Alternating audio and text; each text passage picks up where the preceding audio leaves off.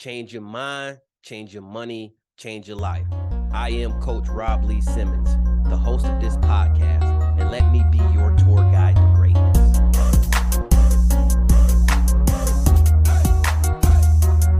If I was doing any better, I would be you. Welcome to the Greatness Academy podcast.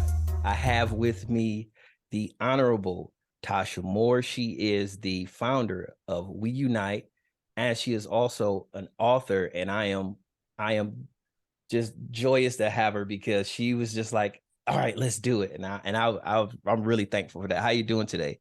I am well. Thank you. The honor is mine to even be invited. So I appreciate the opportunity. Oh man. So my guests know I love getting into the business. So let's talk We Unite. Tell me a little bit about the program and the business, and then tell me what you guys do. Okay, so I am a sole individual business owner, so it's just me. Um, in that regard, as I say that out loud, I also say that the business is not entirely made up of me individually, because in the nature of the work, it is serving the community, serving youth and families. And so they're very much a part of the business as well. And then people like you, people like community individuals that really believe in the purpose and the passion behind the business. And so it is literally We Unite. And that is how I came up with the name. So We Unite was birthed by a desire to still have the autonomy behind what I wanted to do in regards to publishing my children's book. And so in publishing the children's book, I initially decided that I would go the route of connecting with African-American publishing companies, period, because of the sensitivity, the vulnerability, and the raw nature of what I wanted to talk about in the book. And I feel like although other people can, outside of the culture, understand to a degree, unless you have in some capacity lived within the context of what society brings each of our individual cultures, then I don't feel like you have exactly what it takes. So I went to various different African-American publishing companies, and my manuscript was accepted by two different ones. But as I learned more about the process, I learned that it came with giving up some of that autonomy and that control, that ability to individualize what you wanted your project to look like. And so in addition to that, because of a children's book, for any children's book authors out there or aspiring children's book authors, one of the major key elements is the pictures that you create within that book. And so again, because of the topic of what the book is about, I wanted the pictures to be to mirror that, the words. And so that often also came with publishing with a company. They do everything from the manuscript, the editing, the images. And so I wasn't satisfied with that. And so I decided to start my own publishing company, which is part of what We Unite LLC does. In addition to that, outside of the writing the children's book process, journaling is one of the mediums that I oftentimes use in just being able to get ideas from my mind and my heart somewhere else, to be able to meditate and therapeutically focus on things that I need to, because oftentimes in our minds, especially just in the world we live in, things can be jumbled up and muddled in there, and then it's hard to actualize what your actual thoughts are. And so Right, absolutely.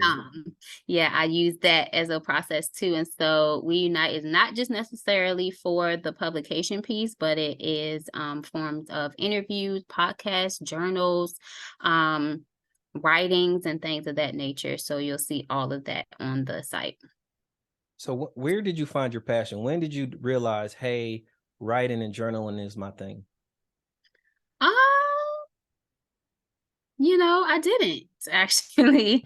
I wouldn't say that writing and journaling is my thing. I would say that telling a story is my thing. Oh, that's And good. being able to be intentional behind the beginning, middle, and end of a journey and a process. And so I think that's what I would cling to the most.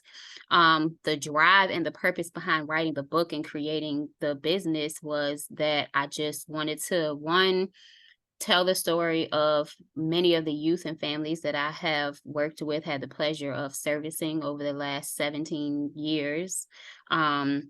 To be able to give voice to a lot of the things that they experienced.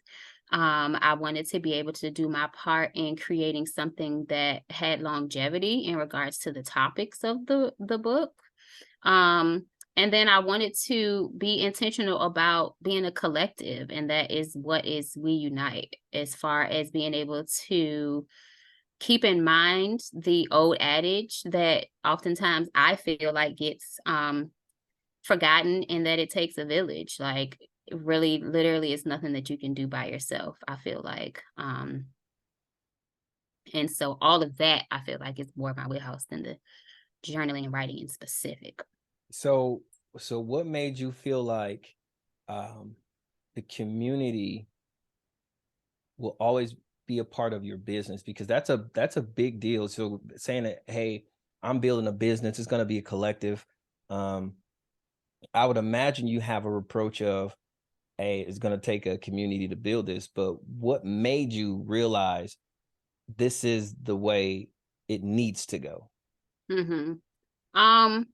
One, because in starting the process of writing, as I said, that wasn't really my wheelhouse. And so I literally had to lean on people that I knew, people that referred me to somebody else, like being able to have individuals that see your passion, see your heart, and want to pour into what you're doing, want to support that.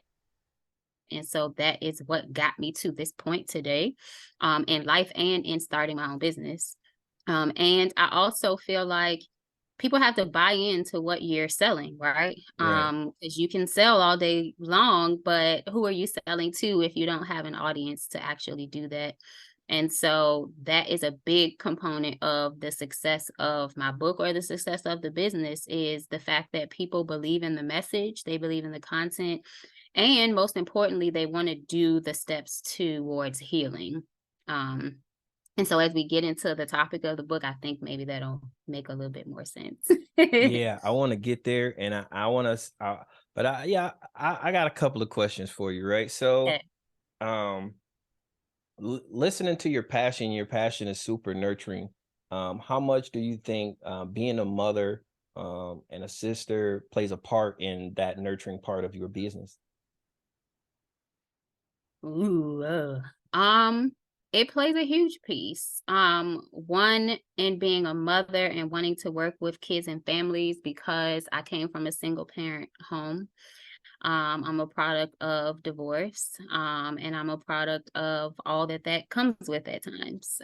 There are a lot of success stories for children and families, but there are more not successful stories in regards to what that comes with. And so, about the age of middle school, I probably was in sixth or seventh grade. Up until that point, I grew up in a very Baptist home.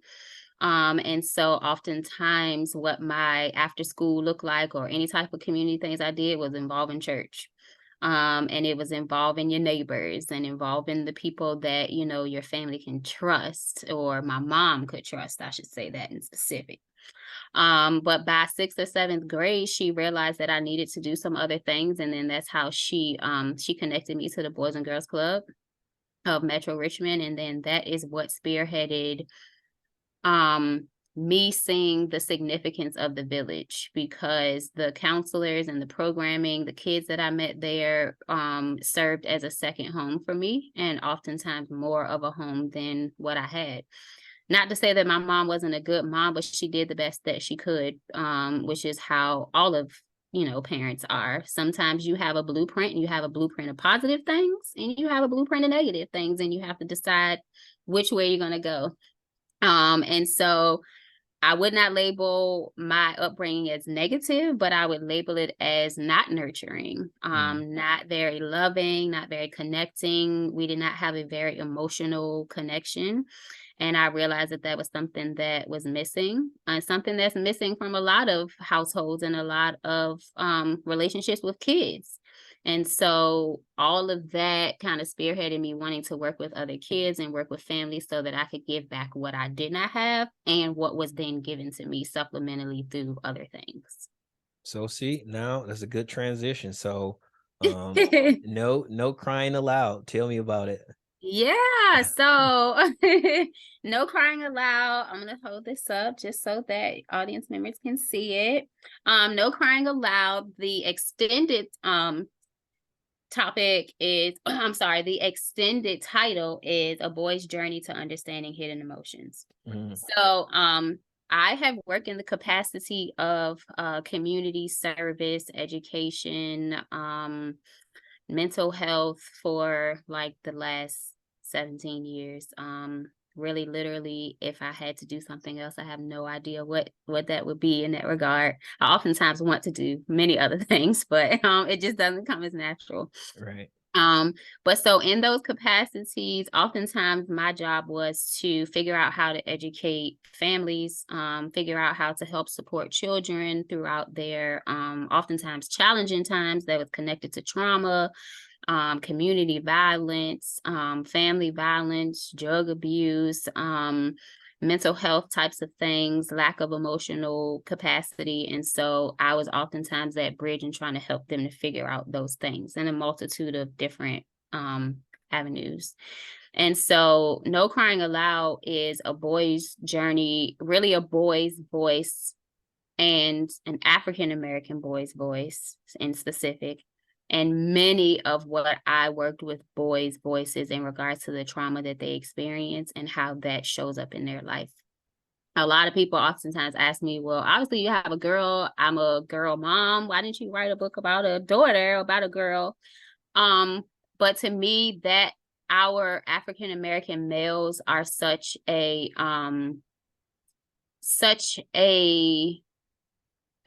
culminating group of kids, men, young men, and men that really need the help and support to get to a place of being seen, being heard, being understood, and understanding all that comes with life that you oftentimes carry, on your shoulders, carry in how you handle relationships, carry in how you are able to even process things, down to kids going to school and being expected to learn so many different things. But oftentimes they come to school carrying so many things that's not their hierarchy of needs. Being able to do math or English or history is not a hierarchy of needs when maybe that night you had no dinner. You had no bath. You didn't have clean clothes to put on. You didn't even sleep in your own bed because you're sharing your bed with your siblings or your family members, or not a bed at all because you're sleeping on the couch or on the floor. Right. You may have also ended up going to bed with gunshots in the background or arguing in the next room. And so it oftentimes, I thought, especially working in an educational field, was then characterized as a bad child, a child that has a bunch of mental health issues, a bunch of illiteracy and academic issues. But from my experience and my schooling and all of the things that I have learned, oftentimes that looks like trauma. Right. And trauma is not something that is talked about in the educational system as much. And it's also not something that's talked about in our community as much, in that we all experience it. And whether you live in a impoverished neighborhood or you live in a thriving neighborhood, the world is full of trauma, and we just oftentimes don't discuss it, we don't talk about it, and we don't recognize how that impacts us on a regular basis.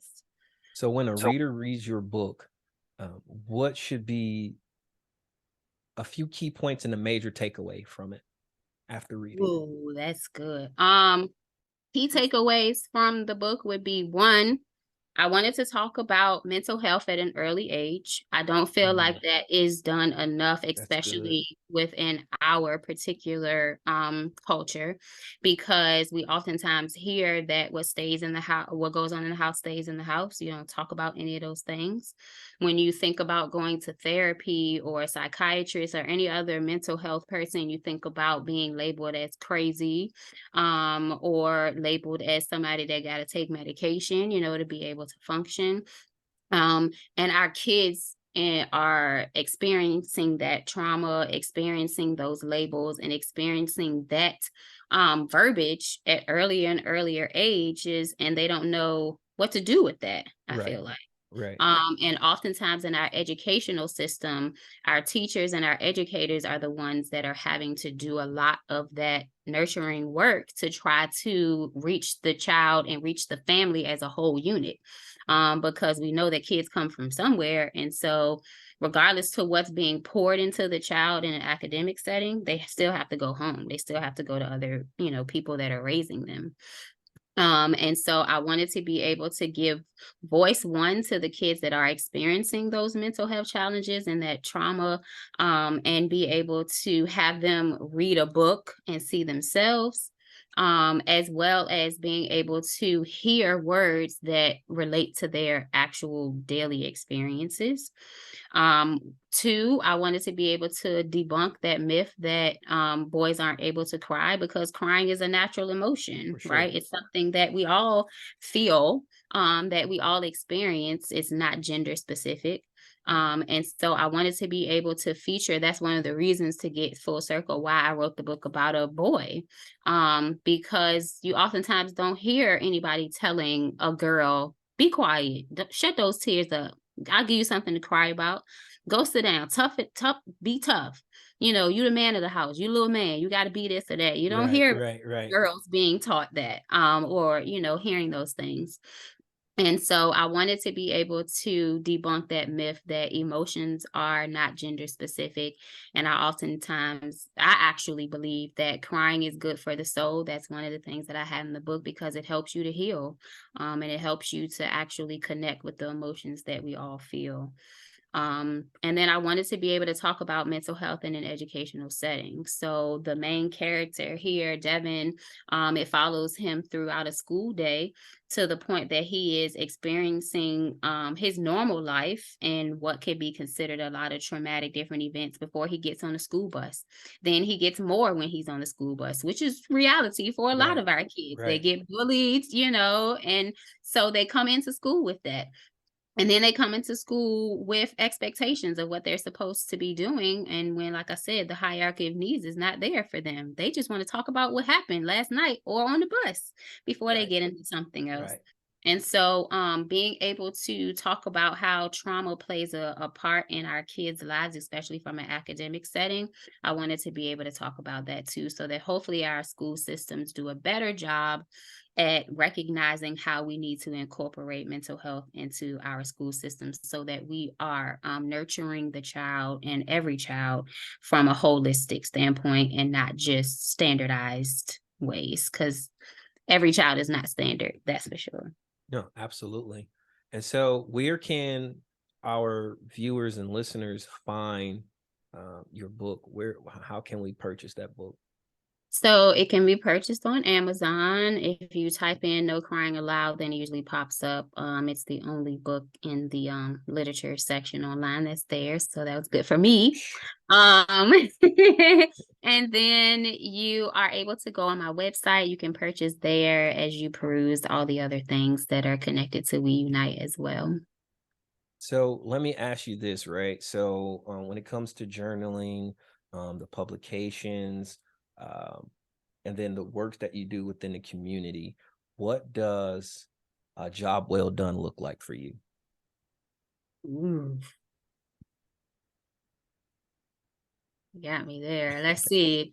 A job well done. I would say a job well done looks like reaching at least one.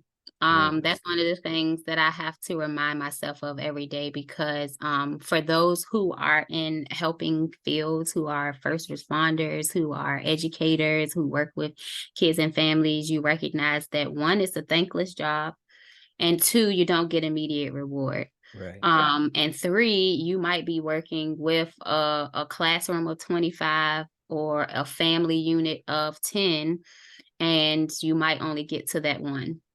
And you just hope and you pray and you put the passion and the heart behind getting to that one, hoping that the message that you are sharing, the work that you're doing will impact them enough to one, change their lives, and then give them the encouragement and the motivation to take that and change somebody else, to do the work outside of what you're able to do in the environments in which you are in. And so just being able to recognize that the job is well done when you go into it with the heart and the passion that you intend to, when you give it your all, when you treat people how you want to be treated, when you are vulnerable, when you tell the truth, when you listen, and when you know that you've done all of that, everything else is in God's hands. Yeah, that's amazing. I love how you did that. You were like, all right, I think you got me. And then you're like, no, not today. I love it. I love it. So what's next? What's next on the docket for you? Any more publications? What's the next event? Tell me what's going on. What's next? What's happening next? Yes. So I am long overdue with writing another book. I intentionally wrote the book not to just feature Devin as the main character, but a lot of the antagonists in the book are highlighted throughout that, and so that I can then tell their story as to why they're showing up with their level of trauma. Wow. And so that is my goal, especially to be able to write a book, the next one being targeted for girls. So we won't leave our girls out there. And so I also want to, especially in this digitized age, be able to create read alouds online so that for those who are not just physically holding the book, you can actually go online and view some clips, be able to read the book, and be able to utilize that in a lot of different capacities, especially for trainings, for workshops, for classroom purposes. And then I also want to create some other things to go along with the book. I actually, when I wrote this one, wrote a manual in terms of adults being able to recognize trauma. And so I want to publicize that. And then I also was recently just awarded the SWAM status, so small women and minority owned business status, and that opens up, I feel like, thank you. I hope that that will open up a lot of doors and being able to connect to larger entities, because the goal of the three things that I mentioned is not just for the school systems, it's not just for therapy, it's for people as a whole. Right. And so I want to be able to tap into markets that are outside of that oftentimes probably think like, this is not for me, but it actually is. So yeah, I mean, this is amazing. I love to give like my listeners like all the free game, and I know they're just sitting there like me taking notes like, yep. Like you just like went through my whole childhood. Yep, check. And I'm gonna read the book because she said I can cry, so I'm gonna cry. Right. But the one thing, I know you probably briefly mentioned it, but I want to kind of go back into the structure of writing a children's book. I know you mentioned like the illustrations being important, but can you kind of outline what the full process looks like for you? And then if someone was interested in writing a children's book, what would be some advice that you would give them? Okay, sure. So part of what I describe is my process of going the publication route through a publishing company and then deciding that I wanted to do it myself. And so that's the main thing that I'll back up a bit. One, be able to, I would say personally, understand what you're writing and the why behind it. Because anybody can write a book, but is it going to be quality? What's the message that you're trying to invoke, and who are you trying to reach? Right. I would do the research to make sure that it's a market that is not super saturated, because then you'll just have competition. And, you know, in the field of literature and children's book, you kind of already have competition because there are lots of children's books. But if you are intentional behind, like I said, what's the why behind it, what's going to help you carve out your niche, then that'll lessen that competition. So definitely do your research and ask yourself first the why. And there's lots of options of publishing books as well. You can be a adult author, you can be a children's author, you can write nonfiction, you can write fiction, you can just create your own podcast or your own what do you call it, like your own website that just features some of your publications. You You can know, you don't blog, have to, blog. yeah, your blog, yeah, blog, that's the word I was like, what is Mhm. yeah, that one. So you can blog, you don't even have to actually write. So know exactly what you're trying to do and the why. Research your market, and then determine if you want to write a children's book or an adult book. If you want to write a children's book, then that's a complete different path, especially because you'll have to get with illustrators. If you write, you know, chapter books, for instance, then you don't necessarily have to have pictures. So you have to decide. And then you have to decide if you're willing to do all of the work behind the publication process, which you would have to do as your own individual publishing company, or if you want to go with an actual publishing company that does all of the things for you. There's pros and cons to that, as I shared. Like, you are with a publishing company, unless it really matches everything that you're looking for, then you are then giving up some of that autonomy of how you want your project to be individualized.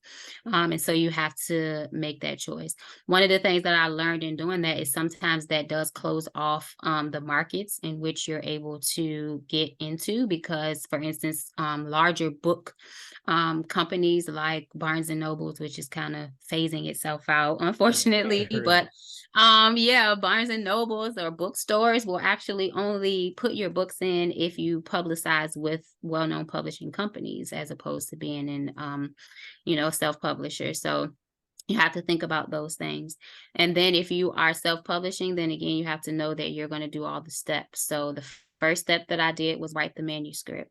I actually shared the manuscript with people of authority within the topic that I wanted to talk about. So social workers, school counselors, parents, single moms, single dads, being able to share it with the first, and you need to make sure you trust people too, because, you know, some people can take your things, they can take your idea, they can make it something else. So make sure you have trusted individuals that you're doing that with.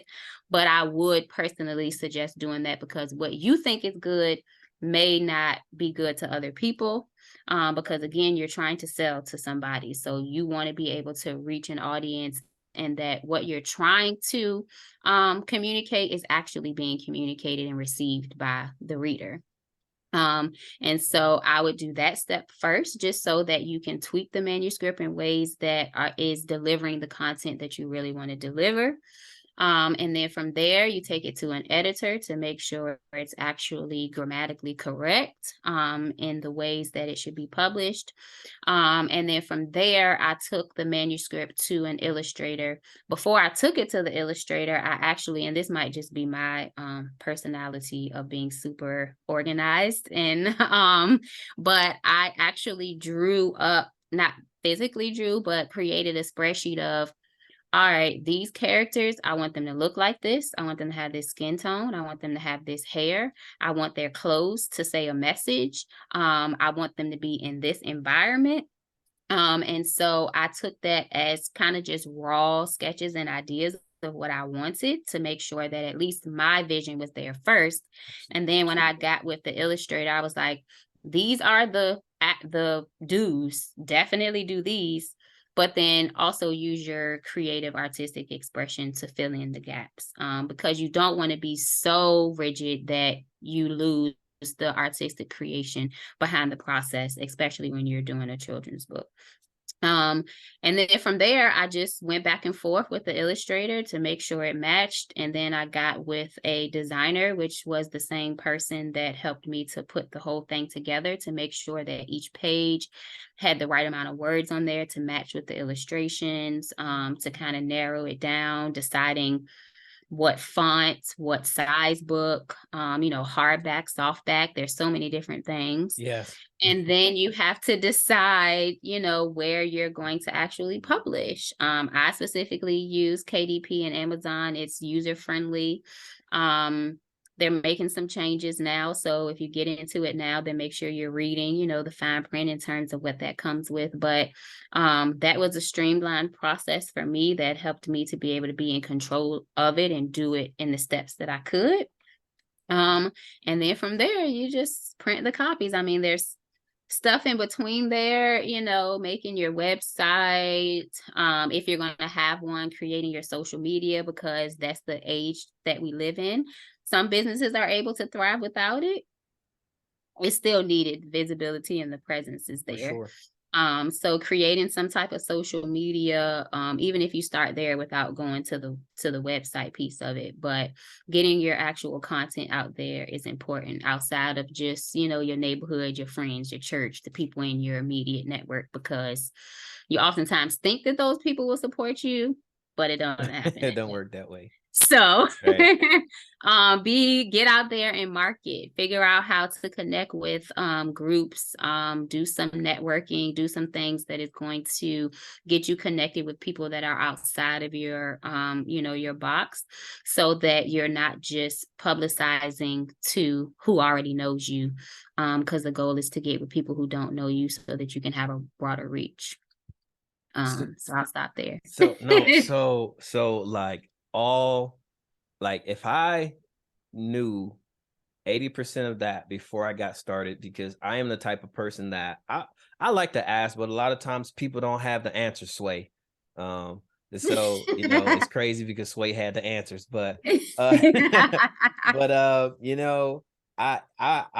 didn't say I struggled. I am very thorough when it comes to doing my own research and then finding a path. But if I would have had that information, like that is to the T, the way I would have done it.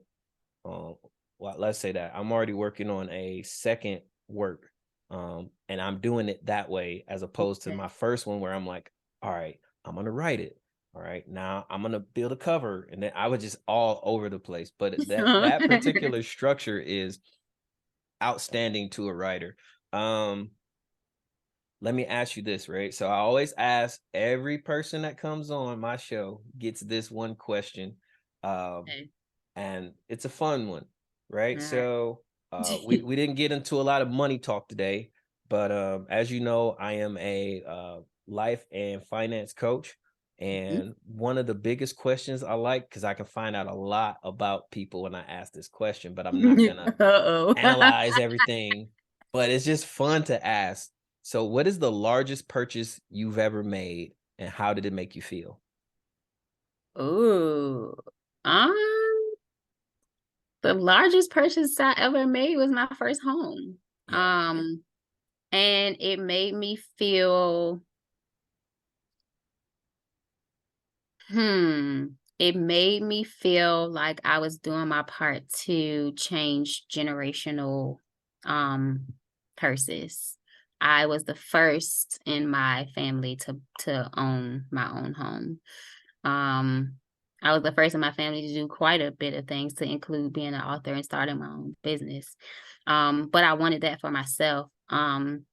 So, part of what I shared was just kind of my upbringing, and part of that upbringing came with being really transient a lot, which I'm sure that you can, um, empathize with, and being in the military in times that you've had to move around potentially. But it came with moving a lot. I moved probably before I went to college 8 different times. And so I didn't have the opportunity of being an adult and going back to my childhood home and still, having my room, or growing up with friends and neighbors that I knew my entire life. And so that was something that I had to heal from, and something that I wanted to change within my family that I wanted to create, and being married and having children, is having the stability of a home.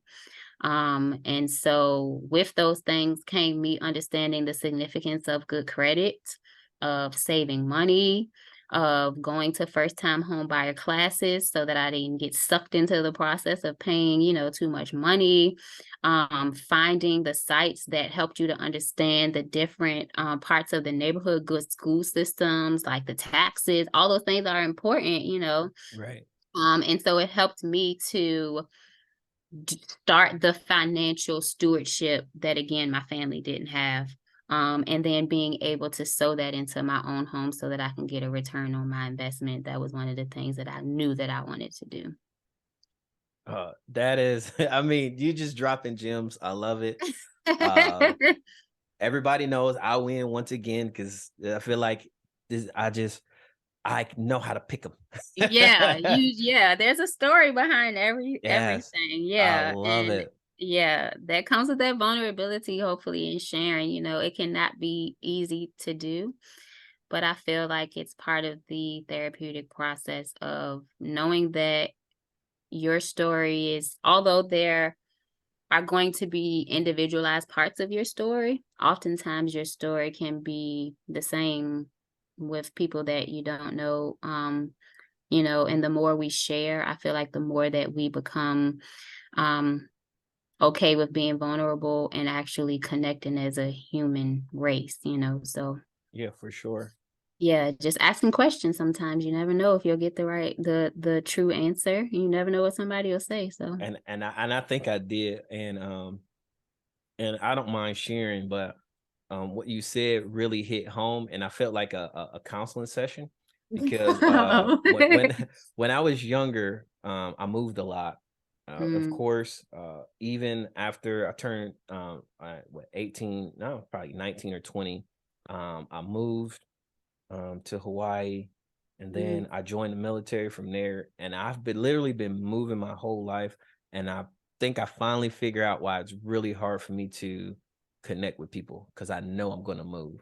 But I never mm. thought about that. Like I even like use like, hey, I bought a house, I settled down, and like I bought a house and I moved, and I still own the house, but I still moved. And it's just like, Whoa. yeah, I gotta find that whatever it is, and I don't know at my age if um, I can talk myself down from not moving at this point, but maybe I just got to talk that out. But I really Yeah, appreciate you for talk it bringing out. that I up. think you can. I think you can. Yeah, And even at the same time, owning your own home is a financial investment, period. And so even though it may not be your permanent spot, hopefully it'll help somebody else who for might sure. be living in there to be able to rent it, another family, another individual that might be having a hard time and looking for their home to be in. And so I am a firm believer that everything happens for a reason, but I'm also a firm believer that we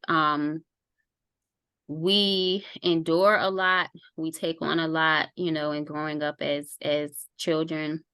um and it's oftentimes not until you're an adult until you start seeing those things manifest and you start asking the question why. And if Yeah, you can ask the question why, then that's the first step. And the second step, I think, is figuring out how to get to the answers. So hopefully you'll get to the answers so that you can reach that level of peace and permanency that comes with having your own home. Not that moving is not a bad thing if you're doing it on purpose. right, Like if right, you right, want to right, travel the world and you want to see different things, then by all means. Like if I didn't have a kid, I probably would do that myself. Or at least if she was older, because she's only 4. So I don't want to do that to her. But right, um yeah, hopefully you'll get to that point. for sure. First of all, I want to thank you for coming on the show. We say winners win, and we win when you win, and we want to thank you for being a winner. I love that. Thank you. Thank you for helping me to win. Thank you for being a winner too. Hey, all this smiling I do, I'm gonna get in trouble after my wife watched this episode. All that cheesing you was doing. I wasn't. I gotta be on here like this. Wife is all love. It's all love, and you got a winner. Yes. Just remind her of that. She knows. Oh, she knows. She knows. Not just a winner, a goat. Okay, I love it. Yeah. Thank you so much for joining Greatness Academy podcast. Really appreciate you coming on. I definitely want to invite you back, especially when your new piece comes out. And I really appreciate you sharing. I think I'm the free game king, but you just dropped so many gems. I got to just take a back seat to the things that you've done today. I really, really appreciate you. Thank you for coming on. Thank you so much. I appreciate you too. All right. And we're out. Boom.